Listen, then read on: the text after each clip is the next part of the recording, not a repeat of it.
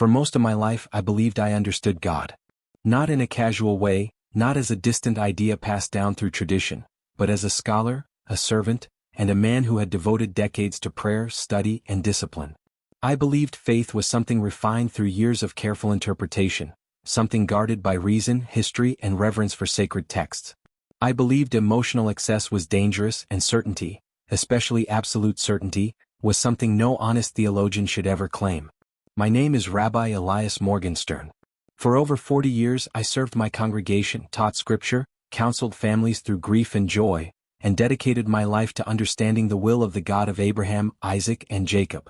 I studied ancient languages, argued theology late into the night with other scholars, and spent countless hours alone in silence, seeking clarity from the Almighty.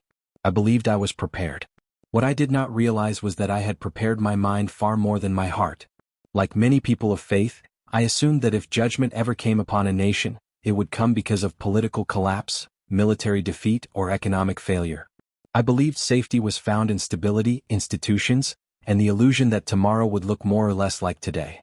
I never imagined that the greatest misunderstanding of my life was not about history or doctrine, but about how close God truly was, and how urgently He was calling.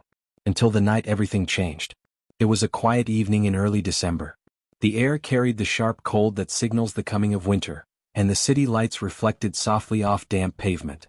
I had just finished leading a small study group focused on the prophets, words of warning, hope, and restoration that I had read hundreds of times before. As I walked to my car, I remember feeling a strange heaviness in my chest, not pain but a weight I could not explain. I dismissed it as I had dismissed so many inner stirrings throughout my life. On the drive home, my thoughts drifted to a question that had followed me for years, one I rarely allowed myself to confront directly. Were we still waiting for redemption, or had we misunderstood how it had already come? I had debated this question publicly, written against it, defended tradition with conviction. And yet, in quiet moments, it returned, persistent, unresolved. The road ahead was nearly empty. Snow had begun to fall, light at first, then thicker, blurring the edges of the world. I slowed instinctively as I approached an intersection, the traffic light shifting from green to yellow. I pressed the brake.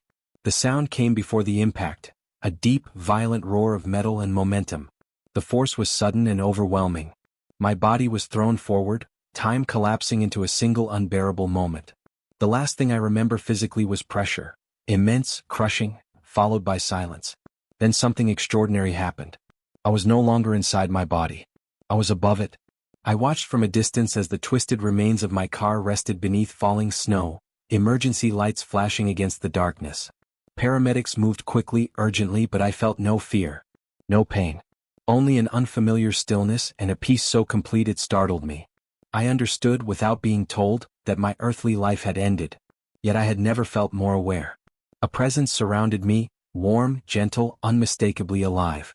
It was not blinding, not overwhelming, but deeply welcoming, like stepping into a place I had always known but somehow forgotten. And as I became aware of that presence, a voice spoke my name.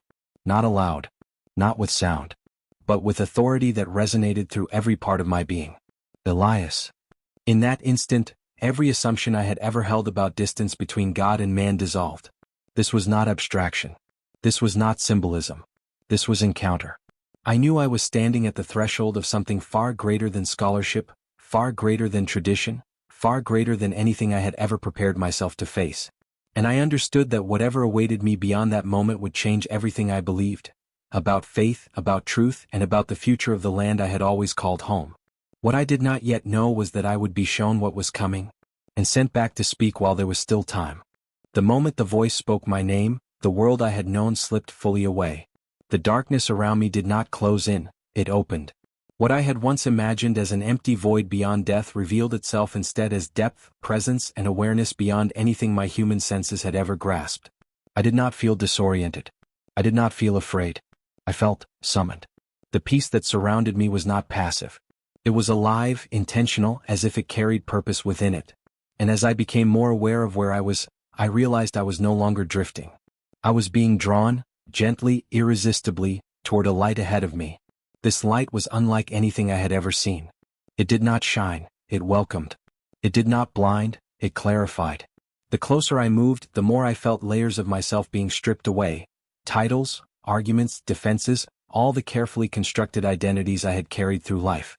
Rabbi, teacher, scholar, skeptic. None of them mattered here. Only truth did.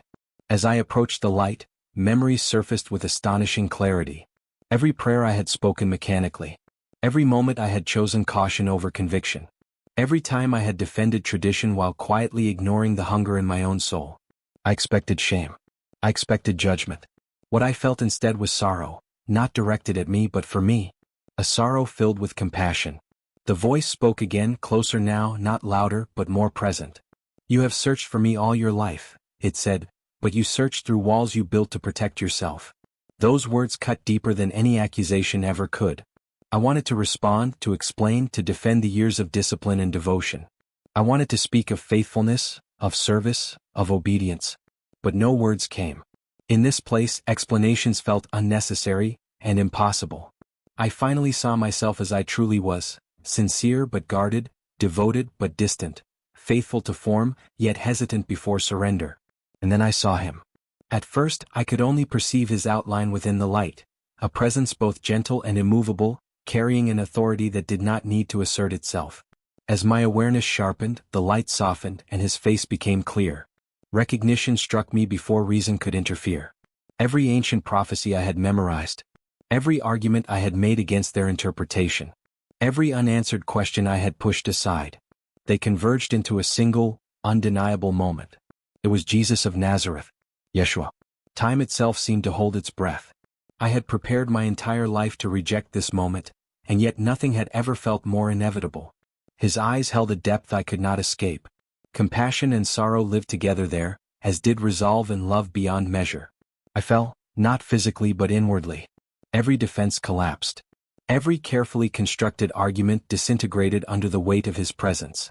I understood then that truth does not argue. It reveals itself and everything false simply falls away. My people have waited so long, I whispered, though I did not know how my voice formed. And I did not see. You were not blind, he replied gently. You were afraid of what seeing would require. Those words pierced me more deeply than the accident ever had. I felt grief, not only for myself, but for generations shaped by fear of surrender disguised as faithfulness. I understood, in that instant, that obedience without love becomes distance, and knowledge without humility becomes a barrier. Tears came freely, though I no longer had a physical body. They were not tears of terror or regret alone, but of recognition, the kind that comes when a long exile finally ends. I have brought you here for a reason, Elias, he said. Not only to reveal who I am, but to show you what is coming. The atmosphere shifted. The peace remained, but urgency entered it, steady, deliberate, undeniable. I sensed that what I was about to witness was not meant for curiosity or wonder, but for warning. Many believe they are safe, he continued, because they trust in strength, systems, and stability. They believe judgment comes from human hands. They are mistaken. At his words, the light around us expanded, and the space itself seemed to open outward, as though reality were unfolding layer by layer. I felt myself standing at the edge of something vast, something that stretched beyond nations, beyond time, beyond human comprehension. And I understood that I was about to see the fate of the land I had called home. Not as punishment alone, but as a call. A call to return, not to religion, not to tradition, but to pure faith, to prayer born of humility, and to love rooted in surrender to God. What I was about to witness would leave no room for neutrality. And once seen, it could never be unseen. The space around us shifted, not as a sudden movement, but as a widening of reality itself. It was as though a veil had been lifted from my understanding. I was no longer standing in a place that could be described by direction or distance. Instead, I became aware of perspective, an elevated awareness from which the world below appeared both fragile and unimaginably precious. We were above the earth, not floating aimlessly but positioned with intention. Beneath us stretched the land I had known all my life, laid out like a living map, mountains, rivers, cities, coastlines, all visible at once. I recognized it instantly. The nation I had walked, taught, debated, and prayed within. America. From this vantage point it looked peaceful. Almost deceptively so. Lights glowed softly across the landscape. The outlines of cities shimmered faintly, and for a moment, I felt a painful affection rise within me. These were not abstract places. These were homes, families, lives unfolding in ordinary ways, unaware of what approached. I sensed my own thoughts before I spoke them. How can this be? I asked quietly. So much life, so much normalcy. Jesus stood beside me, his presence steady, unshaken by the beauty or the fragility below. Judgment does not arrive with noise at first, he said. It arrives after long patience. I understood then that what I was seeing was not a snapshot of destruction, but the final calm before a great turning. The land itself seemed to hold its breath. Many have mistaken my patience for approval, he continued. They believe silence means absence. They believe delay means indifference. As he spoke, I began to notice subtle changes. Lines, faint at first, appeared across the landscape. They were not political borders or human divisions. They pulsed with an energy that made my spirit tremble. These are foundations, he said. Not all are visible to human eyes. The earth beneath us began to respond. I watched as the ground itself seemed to awaken, as if stirred by a command older than creation. Areas long considered stable began to shift. The movement was not chaotic, it was precise, purposeful, as if the earth itself was obeying a higher order. Fear rose in me not for myself but for the millions of lives below. Is this wrath? I asked. Jesus did not turn from the vision. It is truth made visible, he answered. Wrath is what happens when truth is resisted until it can no longer be ignored. As the changes intensified, I felt something unexpected alongside my fear, a profound sorrow. Not the sorrow of loss alone but the sorrow of missed opportunities, of warnings unheeded, of love offered again and again, only to be dismissed as outdated or inconvenient. Cities I recognized began to tremble. Not yet destroyed but shaken, structures swaying, systems strained. The illusion of permanence cracked first, long before the ground itself did. I saw places of power, centers of influence, culture and authority, stand exposed, revealed for what they truly were. Some radiated humility and prayer, barely visible but resilient. Others shone brightly on the surface, yet flickered underneath, hollow and unstable. Why show me this? I asked, my voice unsteady now. I am only one man. You are one witness, he replied. And one witness can awaken many, if he speaks with humility and love. The earth's movements grew stronger. Faults that had slept for ages stirred as though called by name. Waters along the coast shifted unnaturally, responding to changes far beneath the surface. The air itself seemed charged, heavy with anticipation. I realized then that this was not random catastrophe. It was sequence. Order. A revealing. People believe disasters are accidents, Jesus said. They call them natural to avoid confronting what they signify. But creation responds to its creator. As he spoke, something within me broke open. I saw my own past teachings in a new light, how often I had focused on intellectual correctness while avoiding the weight of obedience. How often faith had been treated as heritage instead of relationship. How easily love of God had been replaced by confidence in systems built by men. I felt small. And yet I felt entrusted. You will return, Jesus said, and the certainty in his voice left no room for doubt. And when you do, you must speak plainly. Not with fear and not with condemnation. What must I tell them? I asked. Tell them that safety is not found in strength, he answered.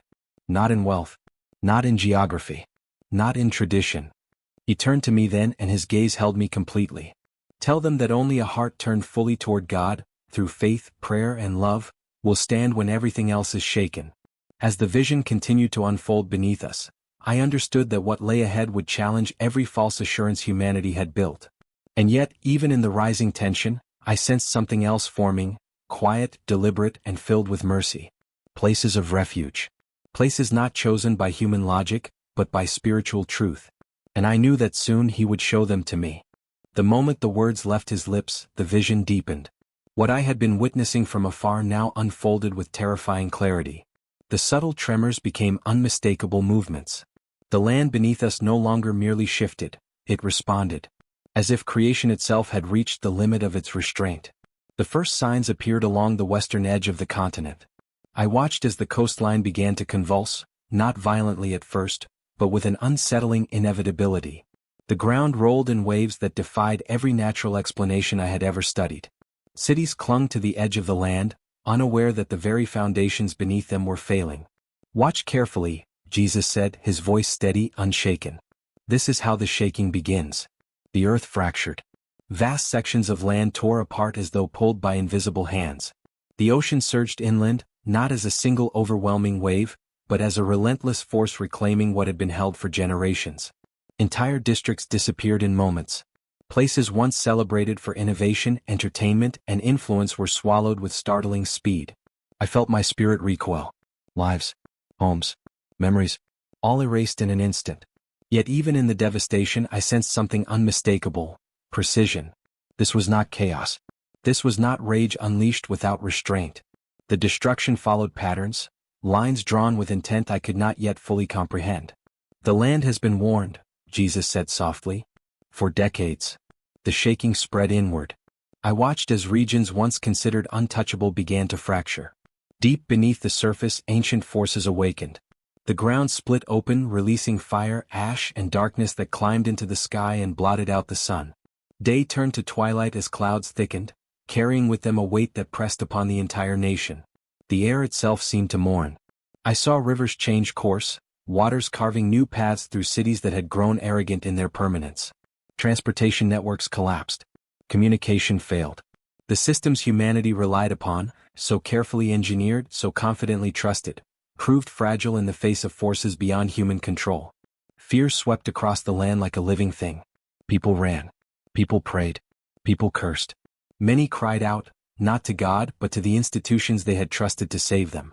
And when those answers did not come, despair followed close behind. I could barely breathe. Is there no mercy in this? I asked, my voice trembling. Jesus did not turn away from the suffering below. Mercy has been present for generations, he replied. What you are seeing is what happens when mercy is repeatedly refused. The shaking moved eastward. The central regions of the nation convulsed as fault systems long dismissed as dormant erupted with unimaginable force. Entire cities vanished as the ground beneath them gave way. I watched landmarks disappear, places I had visited, people I had known, reduced to memory in seconds. And then the waters rose. From the eastern edge, the sea surged with a power that mocked human defenses. Massive waves advanced inland, swallowing coastlines, overwhelming cities that had believed themselves secure behind walls of steel and glass. The proud symbols of prosperity and influence fell silent beneath the flood. I wanted to look away. But Jesus did not allow me to turn. See how fragile pride truly is, he said. See how quickly what is built without humility collapses. Yet even as destruction consumed vast portions of the land, something extraordinary caught my attention. There were places that did not move. Amid the chaos, amid the collapse, amid the relentless upheaval, I began to see regions that remained untouched. The ground within them stood firm, unshaken, as if anchored by something far deeper than stone. They appeared like islands in a sea of devastation. Clear boundaries separated destruction from preservation. On one side, total collapse. On the other, stillness, stability. I stared in disbelief. How is this possible? I asked. These places are not protected by chance, Jesus replied. They are preserved by alignment. As I focused on these regions, I felt a shift in the atmosphere around them, something tangible, something alive. Prayer lingered there. Humility had taken root there. Faith, though often quiet and unseen, had formed a covering no earthquake could penetrate. These are not perfect people, he continued, but they are surrendered people. I understood then that what determined safety was not geography alone. It was the posture of the heart. The shaking continued across the nation, but my attention remained fixed on those preserved spaces, each one distinct, each one chosen with intention. I sensed that these regions held a purpose beyond survival. They were not merely spared. They were being prepared.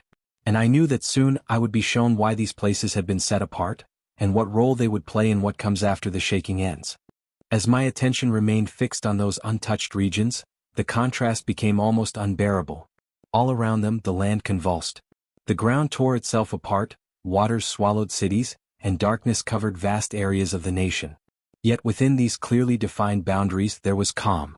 Not the absence of awareness, but the presence of protection. I could see it now. It was not that disaster avoided these places by coincidence. The same forces that devastated everything around them pressed against their borders, and stopped.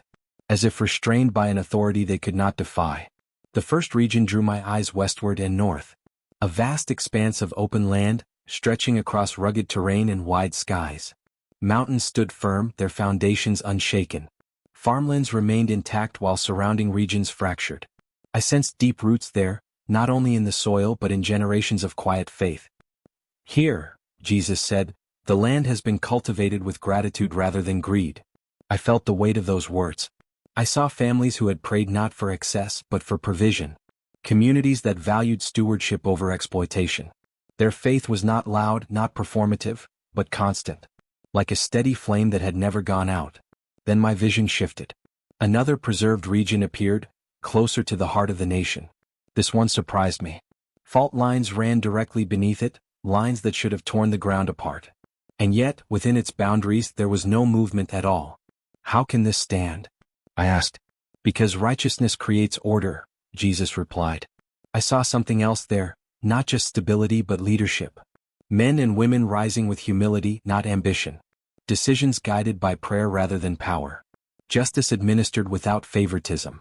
The kind of authority that serves rather than dominates. This place will help restore what has been broken, he said. Not through force but through wisdom. The vision moved again. Ancient mountains appeared, older than nations, older than memory. Their peaks stood unyielding while destruction raged mere miles away. I felt something emanating from this region, an intensity one had not sensed elsewhere. Prayer. It was thick in the air, like incense that had accumulated over decades. Voices lifted not for recognition but for mercy. Intercession offered long before the shaking ever began. These people cried out when others were distracted, Jesus said. Their prayers formed a stronghold. I understood then that faith is not measured by numbers but by perseverance. Another region emerged to the northeast. Granite foundations. Dense forests. A quiet strength that felt both hidden and immovable. I sensed this place would become a point of convergence, where eyes from other nations would turn in search of answers. They will come asking how this was preserved, Jesus said. And they will hear testimonies they cannot dismiss. Here truth would travel outward, not through argument but through evidence. Through lives marked by protection, humility, and unwavering devotion to God. And then my attention was drawn to the final region. It was vast, larger than the others combined. Its boundaries extended far, covering plains, cities, and communities that continued functioning while the rest of the nation struggled to survive. Energy flowed there, resources sustained, supply lines intact, communities organized and resilient. But what struck me most was not its size or strength. It was its purpose. This place will support the rebuilding, Jesus said. What is preserved here is not for comfort alone, but for service. I saw education taking root, training grounded in faith, not ideology. I saw families learning to live simply, generously, prayerfully. I saw provision extending beyond its borders, feeding the hungry, sheltering the displaced, strengthening the weary. Nothing here felt accidental. Every preserved region carried a role. Every role served a larger plan. These are not rewards, Jesus said, reading my thoughts. They are responsibilities. I felt the weight of that truth settle into me. Survival alone was not the goal. Transformation was. The shaking, as devastating as it was, would strip away what had distracted, corrupted, and divided. What remained would be smaller, but purer. Weaker in appearance, but stronger in spirit. How will people know to come to these places? I asked. How will they understand? Jesus turned to me, his expression filled with both urgency and compassion. Those who seek me will be led, he said. Some through dreams. Some through quiet conviction. Some through the words of those I send back. I felt a tightening in my spirit. I knew then that I was one of those messengers. And that the knowledge I carried was not meant to elevate me, but to serve others while there was still time. The shaking was not finished. But neither was God's mercy. And I understood that what came next would determine how many would listen. Before the ground itself forced them to. As those words settled within me, the vision shifted once more. Time itself seemed to bend. What I was seeing was no longer a single moment of catastrophe, but a sequence. Events unfolding in measured stages, each one building upon the last. I understood instinctively that the shaking would not come all at once. It would arrive in waves, allowing space for warning, response, and choice. Many believe sudden destruction is the only form of judgment, Jesus said. But I am patient. I give time to listen. I saw months passing. Before the earth fully convulsed, signs began to appear, subtle at first, then impossible to ignore. The natural world reacted in ways that unsettled even the most confident observers. Animals migrated strangely. Birds abandoned familiar patterns. The skies displayed phenomena that defied easy explanation. Colors, lights, movements that stirred unease in those who watched. And then there were the dreams. I saw ordinary people, men and women with no desire for attention, waking in the night, hearts racing, images burning in their minds. They saw water rising. They saw the ground splitting. They saw themselves packing belongings, leaving behind homes they loved, drawn toward places they could not explain. Some resisted these impressions. They dismissed them as anxiety, coincidence, imagination. Others could not. A mother in a quiet town felt compelled to pray every night at the same hour, though she did not know why. A pastor found himself warning his congregation with words he had never planned to speak. A businessman delayed a lucrative deal, sensing unease he could not rationalize. "These are my early warnings," Jesus said. "I speak before I shake." I felt both hope and sorrow as I watched. Hope, for those who listened. Sorrow, for those who ignored the stirring of their spirits because it disrupted their comfort. The timeline continued to unfold. I saw the first major convulsion strike the western edge of the nation. The ground roared, the sea responded, and suddenly what had once been dismissed as speculation became undeniable reality. News spread rapidly. Experts debated causes. Authorities assured the public that everything was under control. But fear had already been released. In the months that followed, I saw a great dividing take place, not along political lines, not between nations, but within hearts. Some turned toward God with humility they had never known. Others hardened, blaming chance, fate, or one another. "The shaking reveals what was already there," Jesus said quietly. As the second wave approached, more warnings intensified.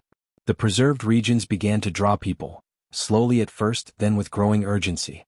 Some arrived exhausted, carrying little more than faith and hope. Others hesitated, torn between conviction and the weight of what they would have to leave behind.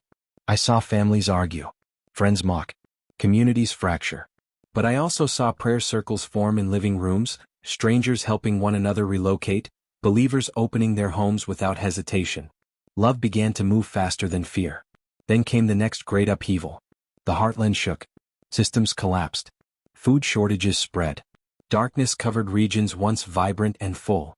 And suddenly what had seemed like radical obedience months earlier became desperate necessity. Yet even then mercy lingered. I watched as people remembered words they had once heard and dismissed. Testimonies resurfaced. Videos replayed. Conversations returned to memory with startling clarity. "They were warned," I whispered. "Yes," Jesus replied. "And some will still respond." I realized then why I had been shown not only destruction but the spaces between it. Those spaces were grace. Time to choose. Time to pray. Time to return. As the vision continued, I saw life beginning to take shape within the preserved regions even as devastation spread elsewhere. Communities organized quickly, not out of panic but out of purpose. Food was shared. The sick were tended. Children were taught without fear. Faith there was no longer theoretical. It was necessary. It was lived. I saw miracles, quiet ones at first. Supplies lasting longer than expected. Strength where exhaustion should have prevailed. Peace in the midst of uncertainty. Angels stood watch, unseen but unmistakably present. "This is what happens when people place their trust fully in me," Jesus said. "Not in comfort but in obedience." The final wave loomed ahead in the vision, heavier than the rest. I felt its approach like pressure against my spirit. And I knew that once it came, the opportunity to respond would narrow quickly. I turned to him, urgency rising within me. "When will this begin?" I asked. "The first signs will become unmistakable in the year ahead," he said. "And when they do, those who remember will understand that the time to prepare was never meant to inspire fear, but faith." I felt the weight of responsibility settle upon me more heavily than ever before. I was not being sent back to predict dates. I was being sent back to awaken hearts. Because when the shaking begins, it will be too late to decide what you believe. And I knew that soon, very soon, I would be returning to a world that still believed it had time. The weight of what I had seen pressed upon me like a living thing. I understood now that the vision was not meant to satisfy curiosity or to impress the mind. It was meant to transform the will. Everything I had been shown, every preserved region, every moment of mercy, every warning given in advance, pointed to a single truth humanity had spent generations avoiding. God was not distant. He was not indifferent. And he was not silent. The illusion that faith could remain private, intellectual, or secondary in times like these dissolved completely. What was coming would demand more than belief, it would require surrender. As the vision continued, I saw what followed the final wave of shaking. The land was changed. Vast areas lay silent, stripped of the noise and excess that once defined them. Technology no longer dictated the rhythm of life. Entertainment no longer shaped desire. The distractions that had numbed entire generations were gone, not removed gently but decisively. And in that quiet, something unexpected emerged. Hunger. Not for comfort. Not for status. But for God. I saw people kneeling in ruined streets, not because they had been told to, but because there was nowhere else to turn. I saw families praying together for the first time, not reciting words but crying out in sincerity. I saw former skeptics searching ancient scriptures with trembling hands, desperate to understand how they had missed what now seemed so obvious. Truth became precious. In the preserved regions, life took on a different rhythm. It was simpler, but richer. Slower but deeper. Communities centered themselves around prayer, service, and shared responsibility. Children learned early that faith was not an accessory to life. It was the foundation of it. I watched as leaders emerged, not charismatic, not ambitious, but steady and humble. They governed with reverence, aware that authority was something entrusted, not claimed. Justice was no longer selective. Compassion was no longer optional. This is what obedience produces, Jesus said. Not perfection, but alignment. I felt a profound ache in my spirit. How many could have been spared? I asked quietly. Jesus looked at me, not with accusation but with sorrow tempered by hope. Enough will be, he said. And that is why you must return. The realization struck me with sudden force. Return. The word echoed through me. I understood then that my time in this place was drawing to an end. The clarity, the presence, the overwhelming peace, I would not carry it in the same way once I crossed back. Memory would remain, but the weight of the physical world would press in again. Fear flickered briefly within me. How will they believe me? I asked. I am no prophet. I have spent my life questioning what I now know to be true. That is why they will listen, Jesus replied. You will not speak as one seeking authority, but as one who has been undone by truth. I saw myself back among people, standing before congregations, speaking to individuals, sharing this testimony again and again. Some listened with tears. Others with anger. Many with polite dismissal. But a few, enough, felt something awaken within them. These words will not convince everyone, he continued, but they will confirm what my spirit is already stirring. I felt the urgency intensify. You must tell them this, he said. Salvation is not found in escaping disaster alone. It is found in returning to me with a clean heart. The message crystallized with startling simplicity. Not fear. Not speculation. Not obsession with signs. But faith. Prayer that flows from humility, not habit. Love that reflects my heart, not human preference. Obedience that comes from trust, not control. This is the refuge that cannot be shaken, Jesus said. Even when the ground moves. I sensed movement around me then, a pulling sensation, gentle but firm. The vision began to recede, not fading, but folding inward as if being sealed within me. The earth below grew distant. The preserved regions blurred. But his final words anchored themselves deep within my soul. Speak while there is still time, he said. Not to frighten them, but to invite them home. The light intensified. The peace swelled. And I felt myself being carried back toward a world that still believed tomorrow was guaranteed. A world I now knew was standing at the edge of a choice it could no longer postpone. The return was abrupt. Light gave way to darkness, peace to pressure, stillness to sound. I felt weight again, real, crushing, undeniable. Air rushed into my lungs as if I had been gone for far too long, and pain announced itself with a sharpness I had never known. Sirens wailed. Voices shouted. Cold cut through me as hands worked urgently to pull me from what remained of my vehicle. I had crossed a boundary, and I had been sent back. The days that followed blurred together, hospital lights, quiet rooms, concerned faces, whispered conversations just outside my door. Doctors spoke in careful tones, using words like impossible and unexplainable. They told me my injury should have been fatal. They said my heart had stopped longer than survival should allow. They searched for answers in charts and scans. I searched for faith in a world that suddenly felt fragile beyond description. I could not sleep. Every time I closed my eyes, I saw the land again, shaken, divided, revealed. I saw the preserved places standing firm amid collapse. I heard the voice that had spoken my name with authority and compassion I could never forget. And I understood something with absolute clarity. I had not been spared to be comfortable. I had been spared to be faithful. When I finally left the hospital, I returned to familiar streets that now felt strangely temporary. People hurried past one another, absorbed in routine, unaware of how thin the ground beneath certainty truly is. Conversations revolved around plans, ambitions, distractions.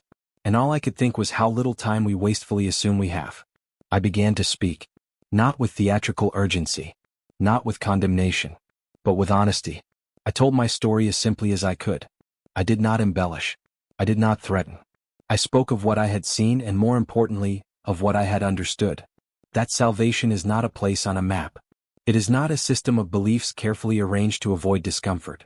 It is not tradition without surrender. Salvation is found in clean faith, faith that trusts God even when it costs something. In prayer that is not routine but real. In love that does not divide but restores. In hearts willing to lay down control and return fully to the one who created them. Some listened. Some walked away. Some mocked. But a few, enough, felt something stir that they could not explain. And that is why I am sharing this testimony now. Not to claim authority. Not to predict outcomes. But to invite reflection while there is still space to choose. If you are listening to these words, it is not by accident. Something within you recognized the weight of them, not as fear but as truth. The world is more fragile than we admit. And yet, hope is closer than we imagine. God is not calling people into panic. He is calling them into alignment. Into prayer that changes posture, not just circumstance. Into faith that trusts even when certainty disappears. Into love that reflects His heart in a divided world. The shaking, whatever form it takes, will reveal what has already been built within us. And the only foundation that remains when everything else moves is a life rooted in God. If this testimony stirred something in you, do not ignore it. Stay connected. Listen. Reflect. Pray. If you wish to walk this journey with us, I invite you to subscribe to this channel, Timeless Religious Stories, and turn on notifications so you don't miss the messages shared here. These stories are not meant to entertain but to awaken, to remind us of eternal truths that transcend time. Before you leave, consider leaving a comment with the place you are listening from. It is a small act, but it allows us to lift one another in prayer across nations and cultures. And if you feel led, share this message with someone you care about.